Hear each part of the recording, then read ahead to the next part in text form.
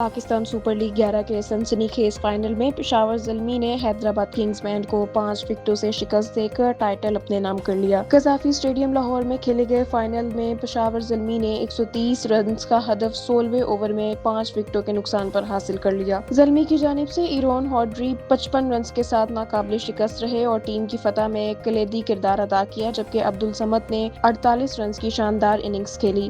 دیگر بلے بازوں میں کوشل مینڈس 9، محمد حارث 6، مائیکل بریسیول 4 اور کپتان بابر اعظم بغیر کوئی رن بنائے آؤٹ ہوئے۔ حیدرآباد کنگز بینڈ کی جانب سے محمد علی نے 3 وکٹیں حاصل کیں، جبکہ حنین شاہ اور عاقب جاوید نے ایک ایک کھلاڑی کو آؤٹ کیا۔